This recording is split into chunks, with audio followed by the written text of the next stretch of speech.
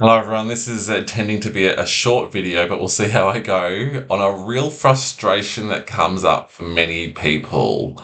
I thought I'd sorted all those symptoms out. I just got rid of one symptom. It might be a physical symptom, a burning sensation, a twitch, dizziness, whatever it might be. And then suddenly you get a new symptom. You think you're on the road to recovery, right? You're doing all the right things. You're practicing. Maybe you've watched the Anxiety Cure series and you're letting it all happen. You're going loose. You're allowing symptoms to arise, etc., etc. And suddenly you get these new symptoms, something you've never had before. Maybe you've been practicing well for a while. Maybe you've had some peaceful moments, a lot of peaceful moments, or maybe not. Maybe you're still in the throes of just understanding where you're at on the journey, and then suddenly out of the blue you get a new symptom. So why is that, and why is it not a sign of regression? Often people get so frustrated, they think it's never ending. It means I'm going backwards. All those thoughts that we get, other anxious thoughts come in, those intrusive thoughts about the whole recovery itself, will I ever recover, comes up a lot. So I wanted to talk about that today because it is absolutely normal and appropriate, and it should be expected that we'll get new symptoms from time to time. There could be new thoughts, new worries that we haven't had, new little triggers. There could be new physical symptoms. Again, it doesn't really matter.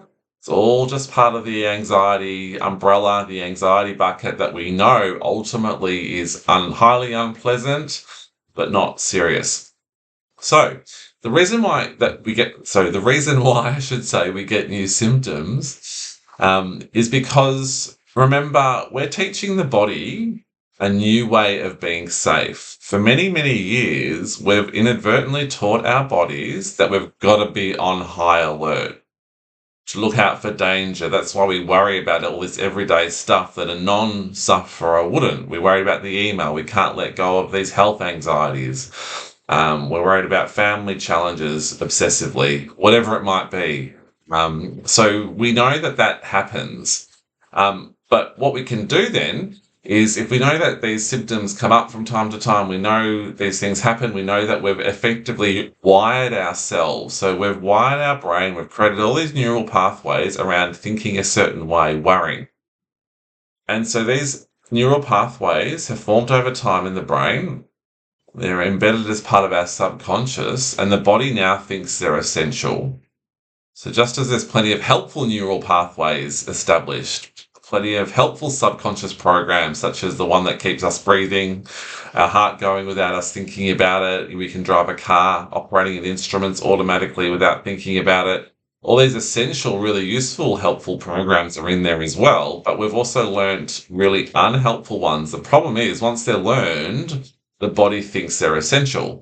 So if you've got these unhelpful programs which you're working with, you've identified, you're allowing, you're going loose, maybe you've allowed the heart racing to come up, to go as you go about your day, you've allowed that burning sensation, the derealization, the sense of being out of your body, blurred vision, short-term memory loss, whatever it is, physical or thoughts, intrusive thoughts, maybe you've dealt with them, and suddenly you get a new one.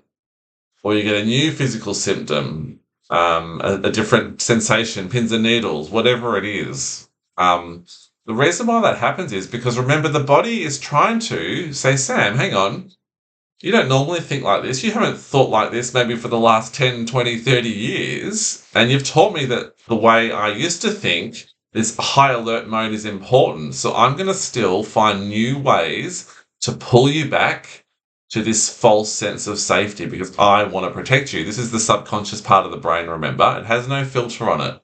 Has no ability to filter out what's helpful or unhelpful. If a program's in there, the body says it's helpful until we unlearn it, until we become so disinterested in that program that it eventually, those neural pathways dissolve in the brain because the body starts to realize it's not a priority anymore. That's why we're trying to allow symptoms as much as possible, allow thoughts, because if we allow them, the body thinks, well, maybe this is not as serious as I thought it was. And so over time, they will eventually, those neural pathways that correspond to that behavior, thought, physical sensation will dissipate, loosen, dissolve. But that's why the body will try and reconfigure itself. It's like, well, Sam's not reacting to this one anymore, but but there's still danger, isn't there? I mean, I've learnt to be in this high alert mode permanently, so I'm going to give him another new symptom that will definitely get his attention. And that's why we get the new ones, because the body's just doing what it needs to do. The opportunity is that we allow those symptoms too. And so the more we allow the new symptoms as much as the old ones, the body will then start to realize, actually, this is not essential anymore. He's not reacting to any of the symptoms anymore. So everything must be okay. So that's the opportunity. So it's actually a good sign if you're getting new symptoms, because the old ones are falling away and the body's got to try its old new tricks to again get you back to this old version of safety that maybe served us for a time. Maybe being anxious and high alert when we were young and we needed it just because we couldn't process what was going on in our lives, the stress we were experiencing. So I hope that makes sense. These are normal and appropriate symptoms that come up. You aren't going backwards. All the hard work's paying off. In fact, it's probably a really good sign.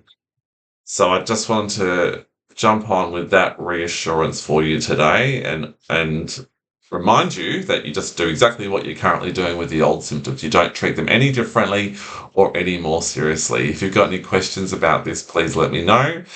And as always, hope to see you again very soon, and all the best with your practice. Take care.